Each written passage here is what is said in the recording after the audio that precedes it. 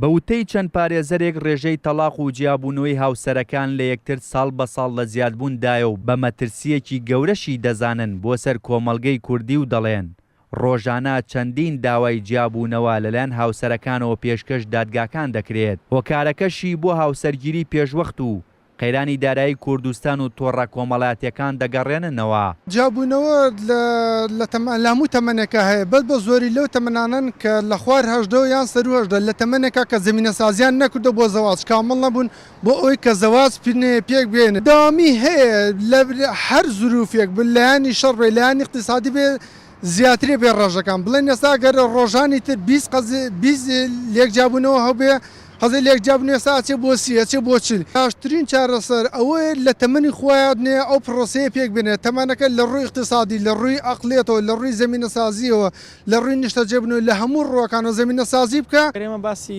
دیاردەی جیابوونەوەکەین کە لە ئێستا لە هەرێمی کوردستانە ساڵ بە ساڵ ئەم حاڵەتانە بەرەو زیادبوونە ڕوا.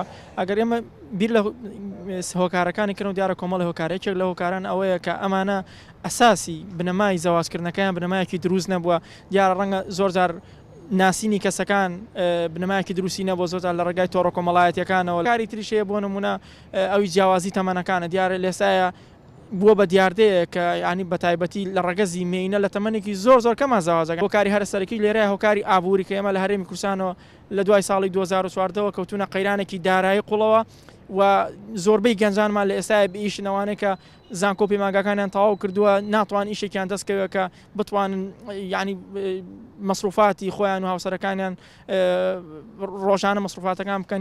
توێژەرێکی کۆمەڵایەتی دەڵێت خراپی سیستمی سیاسی و ئیداری و کۆمەڵایەتی کاریگەری تەواوی هەیە لەسەر لێکەوتا کۆمەڵایەتیەکانی خێزان بۆیە کێشە کۆمەڵایەتیەکان بە مەترسیەکی گەورە دەزانێت بۆ سەر ئاسایشی کۆمەڵایەتی خێزان. لەبەرەوەی هیچ ممارەسە و هیچ ڕاهێنێکی پێش وەختیان نەبووەوەی شارەزایەکی ئەزمموونیان نەبووە لەوەی کە لە سیستەمی ماڵداریە مامەڵەکردن لەگەڵ منداڵ لەگەڵ هاوسەر لەگەڵ کەسوکار لەگەڵ زۆرێک لە پرۆسە کۆمەڵاتیانی کە بوویەتە پێشەوە. لەبەرەوەی بین هەر لە ستای پرۆسەکە تووشی جۆرێک لە ساربوونەوە و لە جیابوونەوە و لە کەم و کورتیە بێ. دیاردە کۆمەڵاتیەکان لە ناوخۆیان دوو ئەوەندە زیاتر مەترسین بۆ سەر ئاسایشی کۆمەڵایەتی چونکە کاتێک کە شیرازی خێزانە بچڕێ وردە ڤایرۆسەکە لە ناو خۆتە شەناکە بۆ دەرەوە. کاتێک کە تۆ سیستەمی سیاسی و سیستەمی ئیداری و سیستەمی ئابووری خەڵک لە دۆخێکی خراپە بێ بە دڵنیایەوە لێکەوتە کۆمەڵاتیەکانیشی بەرەواقارێکی خراپە ڕێت.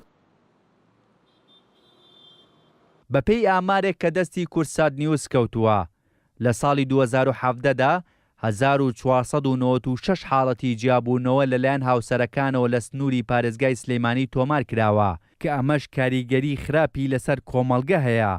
بۆیە پارێزەران و توێژەرانی کۆمەڵایەتی بە گرنگی دەزانن ئەو کچ و کوڕەی ژیانی هاوسەرەتی پێکدێنن هاوسەنگی و خۆشەویستی و ڕازگۆیی و ڕێزگرتن و لێک تێگەیشتن لە نێوانیاندا هەبێت بۆ ئەوەی پێکەوە لە ژیانێکی خۆشدا بژین.